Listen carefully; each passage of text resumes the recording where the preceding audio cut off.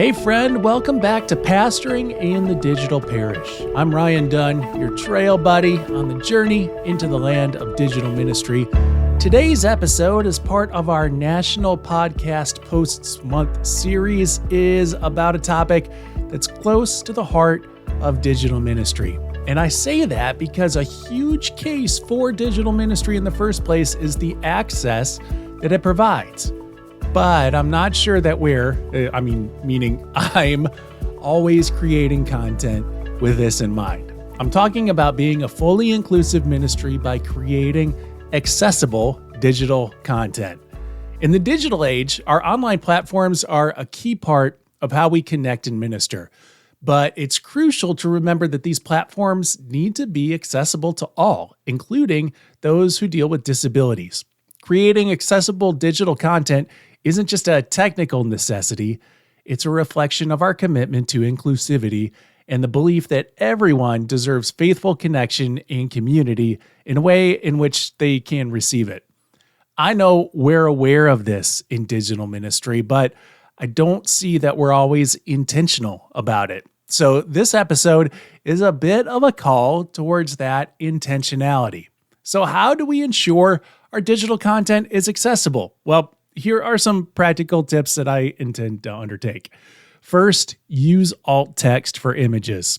Always include alt text for images on your website and social media posts.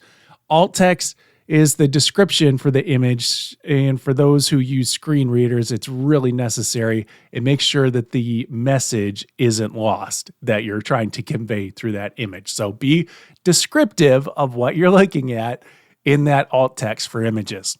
All right, number 2 is to include subtitles and transcripts. For video content, subtitles are essential. They help individuals who are deaf or hard of hearing. Also, provide transcripts for your podcasts and video messages, ensuring those who can't listen can still receive the message. Now, there are AI services that will provide these transcripts for you, of course. And also, of course, these AI-produced transcripts need to be proofed and corrected. I've also found that using these transcripts can help your SEO on your website a little bit as you post that text in there. Just gives it more to troll and read. All right, number 3 is to utilize readable fonts and color contrast. Use clear, easy-to-read fonts and ensure there's good contrast between text and background colors. This helps people with visual impairments or dyslexia. I know. Sometimes we want our screen text to look really, really cool. We need to make sure, however, that the form doesn't overtake the function. Text should be readable first and then cool second. Number 4, do you have accessible website design? Use a website layout that's easy to navigate for those using screen readers. This includes having a logical order of headings, descriptive linked text, and a clear structure. Descriptive linked text refers to the practice of using clear and informative text for hyperlinks in digital content instead of just like vague or generic phrases. This one is a call out to me because I've totally been prone to just saying click here or read more. Instead, we'll want to say learn more about our ministry with young people or read our blog post about digital ministry strategies. That's your clickable link.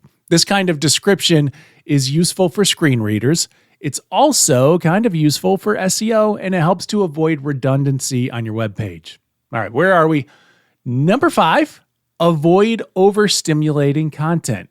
Be mindful of content that may cause issues for people with photosensitive epilepsy or other sensory sensitivities.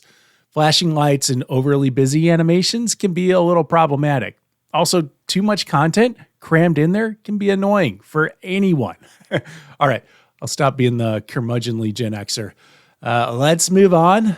Number 6, use clear and concise language.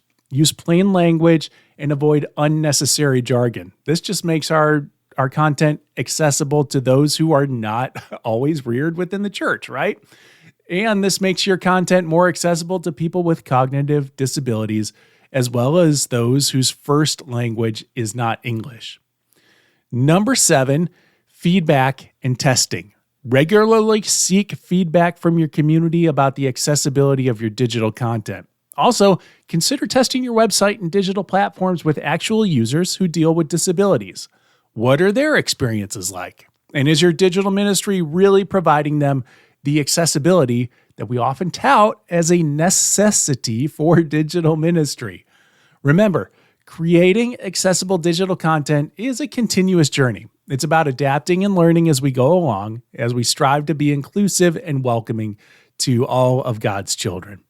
As we wrap up this little mini episode, I encourage you to review your digital content through the lens of accessibility. It's not only a step towards a more inclusive ministry, but it's also an expression of our love and care for every member of our community. Join us again tomorrow as we continue to explore the many, many facets of digital ministry. If you have some questions or ideas that we can address in the future, hit me up on email. That's at digitalparish@umcom.org. You can also join us in the conversation at the Pastoring in the Digital Parish Facebook group. Join in, but refrain from the trolling, please. Pastoring in the Digital Parish is brought to you by Resource UMC, the online destination for leaders throughout the United Methodist Church. Visit often to find ideas and information to inspire leaders throughout the connection. More NaPodPoMo posts are on the way, as soon as tomorrow, actually. So I'll chat at you then. In the meantime, keep on pastoring that digital parish. Peace.